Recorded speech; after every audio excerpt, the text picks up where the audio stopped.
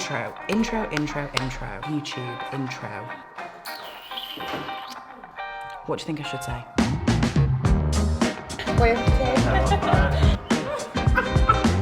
That's all you needed? Oh, okay then. So yeah.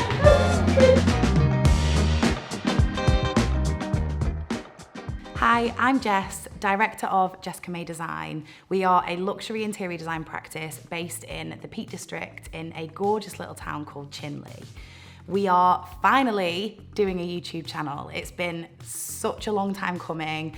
I've been super nervous about doing it, but I thought, no time like the present, so let's just get on and do it and just show you what we are and who we are and what we actually do on a day-to-day basis. This channel is going to be all things interior design and what it's really like to be part of an interior design studio in the high-end sector of the interior design industry. And I thought, what better way than to kick off the channel than to start with a video about who we are, introduce you to my amazing team, and introduce you to our process and what we actually do on a day-to-day basis and what it's like to really work with Jessica May Design.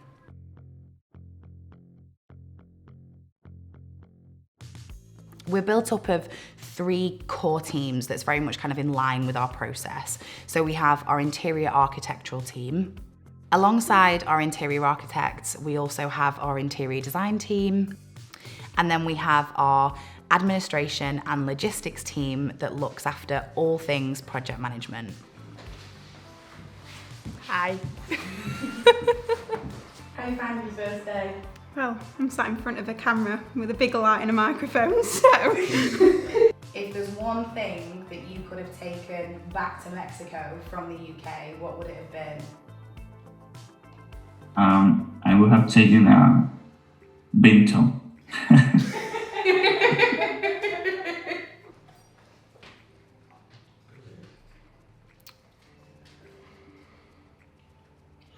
I'm not sure what category I'd be in because I just do everything. Yeah! Fair enough. Can you do that? What is it? I don't know what to do. I'm pretty boring.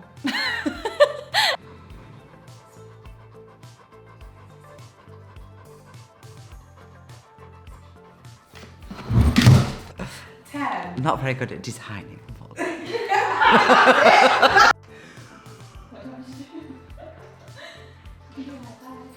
So at Jessica May Design, we are quite a unique studio in the way that we work with clients and the way that we present clients and the way that we deliver our projects. So I thought, I'm going to walk you through this step by step and walk you through every single phase in our process, and the team are also going to help me do that as well. So typically when a client gets in touch with Jessica May Design, it's 9 times out of 10, probably 8, 9 times out of 10, it's come from recommendations from a client that we've already worked with. But we also do get quite a few people contacting us through social media and also our website as well. So the first part of the process, and this very much differs depending on the project and depending whether the client is a developer, whether the client is an end user and it's their personal home or their personal commercial space, very much depends on that emotional connection to the project and how invested they are emotionally as well as obviously financially. So the first part of the process is always the initial consultation and the brief, kind of acquiring the brief, and for us to really kind of get to grips and understand every single facet of our client's brief and what they're wanting to achieve with the property that they're bringing to us. That is then very closely followed by a site survey. So the site survey sort of 9 times out of 10 means the same thing, but very much depends again on the project. So I would probably say more than half of the time we work with architects on the project if it's a new build or quite a large scale renovation. But some projects we just do one room, or we're just helping them, you know, sort of furnish or kind of give it a little bit of a new lease of life. So it very much depends on the project itself. But the site survey typically is all about acquiring all the dimensions that we need to get. So this is usually a full day on site, depending on the project size. where we measure up every single space, or we meet with the architect and discuss the architectural plans if the property isn't actually built yet. So once the site survey has been conducted and we have everything we need from a dimensions point of view, but also from an information and a brief point of view from the client, the first thing we always do is we bring the site survey home and we model the space in 3D. Now this is one of the more unique parts of our service, is that we always model in 3D. We have to understand a space from a volume perspective, and we 1000% know we're gonna get the best out of every single project if we model it in 3D and if we work in 3D. So we draw up the space plan, we draw it up in 3D, and we'll walk you through that and show you, we'll pop it on screen as to what this actually look like, what it looks like, and what this sort of looks like at more of a sort of starting point perspective. And then the first phase that we always look at is the spatial plan. It very much depends where the project is up to. And again, every single project is so different. But if we can get our teeth into the spatial plan, then it's always our favorite project, because we love being able to take responsibility of a design right the way through from wall placements to the end styling.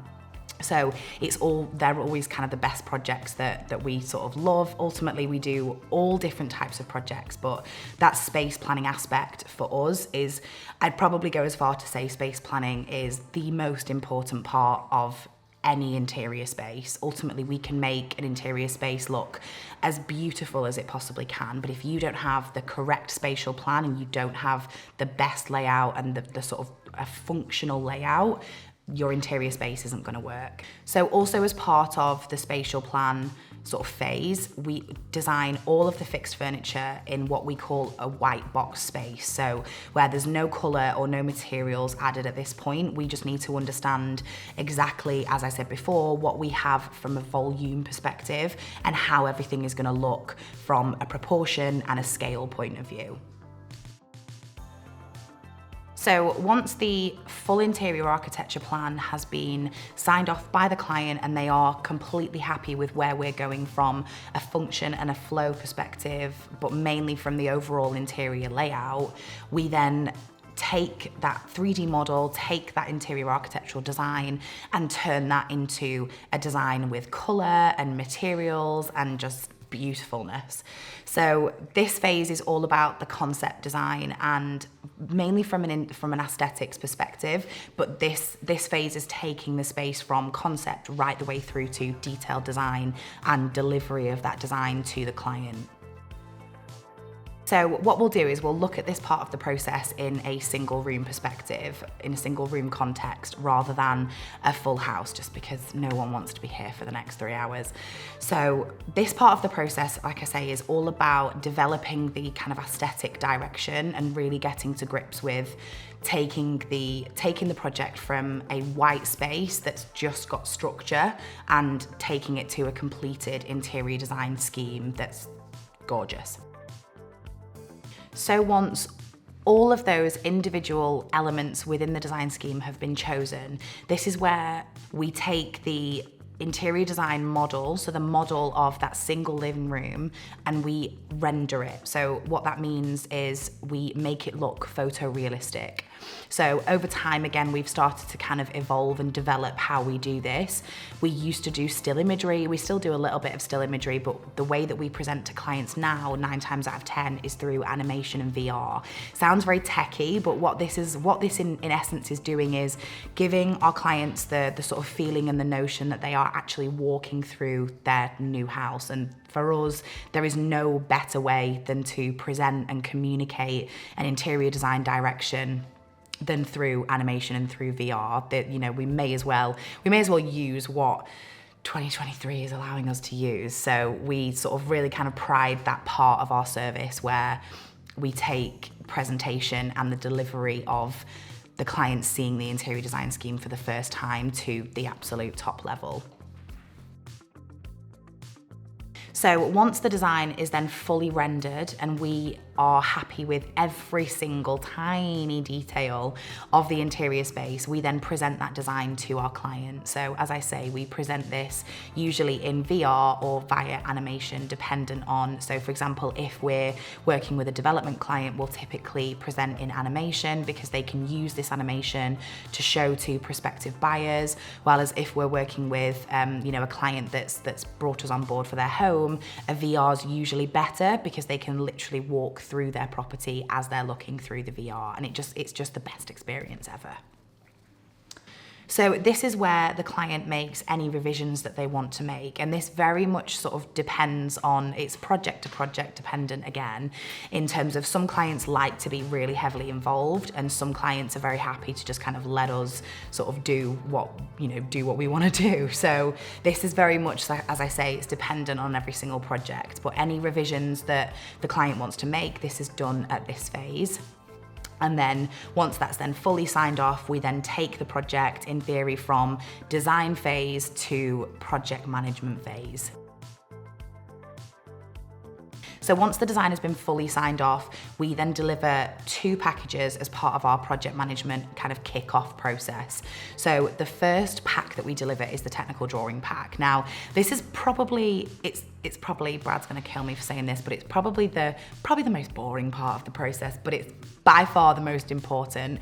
It is every single piece of information, every detail, every dimension, every single part of the design from our brains to paper, so that we can ensure that the contractors, the suppliers, the manufacturers, the on-site team, absolutely everybody that's going to be involved within that project can deliver the projects how we want them to. So this is a full pack with plans, lighting plans, construction plans, sections, elevations, joinery drawings. It's all of it on drawn sort of detail paper. We then deliver a specification document, which is a fully costed document that goes direct to the client.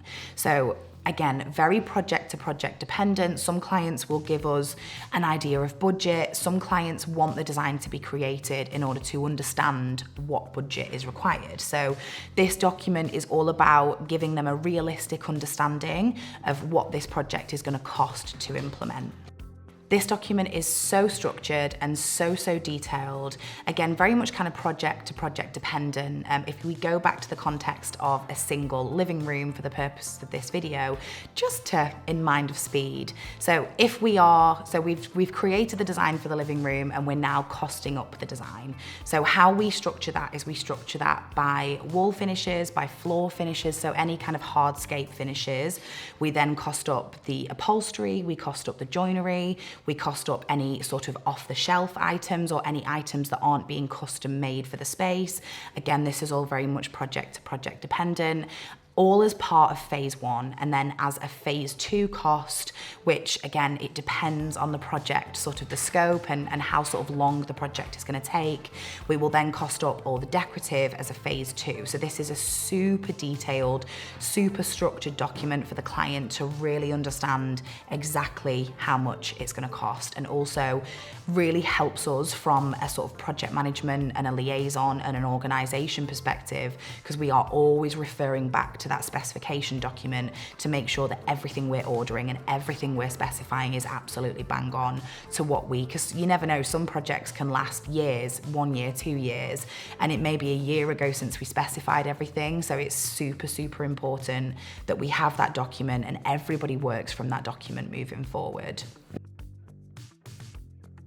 So at the same time as the specification document, we also deliver all of the exact fabrics and the exact finishes. Every single sample and material that's been used within the design is delivered to the client to sign off in physical form. So if you've ever seen on our Instagram, the beautiful trays that we do, and very typical of the design industry, is the room schemes created in the trays, and they look so gorgeous. But this is a super important part of the process, because this is when the client really gets to touch and feel all of the different finishes and materials that have been specified for their project. So this is probably, I say, one of those more unique things that we do at Jessica May Design. Some practices do this phase a hell of a lot earlier than we do, but for us, there is honestly so many options and so many possibilities when it comes to particularly fabric schemes and, you know, wallpaper selections. And for us, it really helps the client to kind of get perspective and get an understanding of those exact finishes and what we're trying to achieve with those once they've already seen the completed design in the form of the renderings. So this is why we do that at that phase, because they have the completed design in their mind already, rather than having to choose and, you know, rather than having to sign off a fabric sample for a cushion, you know, for the front of a cushion, when they still don't quite have a concrete understanding of what that interior space is going to look like when it's done. So we find doing this sort of element of the process at this phase, once they understand how everything looks when it's finished and they understand all of the detail, we find it works so much better doing it that way. And the client feedback that we have really agrees with that too. So all of those documents and deliverables that I've just explained take so much time and administration and sort of logistical work to get them to a point of delivery. So once the design is fully completed and all of those documents have been delivered, it really is such a team effort getting all of that documentation to delivery to the client. Once that's all been completed and everything is signed off, it's then a case of watching the project come together and doing all of the work on site with the contractor, with the installers, and again, project to project dependent with the client. So the project management phase is the part where all of that hard work starts to come together in reality, and we see all the different elements of all these processes that I've been explaining really come together and start to come to life, and it's just the best part of any project. Again, it all depends. Some projects can be years in the making, some can be months, dependent on the scale and the scope. But the project management part is really the part where everything comes together. And it's super, super important that every single person that is working on that project is singing from the same hymn sheet. So we've, over the last 3-4 years, have developed an incredible team of installers, contractors, manufacturers who know exactly how we work and how we want things to be delivered. And that is to only the best standard. So that is our process in 7 broken down sections, and I really hope that covers and kind of fulfills everything that we do on a day-to-day basis. And it's taken such a long time to get a process that we are super proud of and we're super content with. Ultimately, our process and, you know, the way that we work is always evolving and it's always going to change, but I'm really, really proud of where we are and the experience and the delivery that we've managed to create and how we now work with clients. It's a really unique way of working, and I really am super proud of it. So that is our first video on YouTube. I'm so excited, and I really, really hope you enjoyed watching it. Please do like and subscribe. It feels weird saying that. Please like and subscribe, and do comment in the comment section if there is anything specific that you'd like us to cover, because we will listen and we will read them, and any ideas are welcome. So thank you so much, and we'll see you really soon.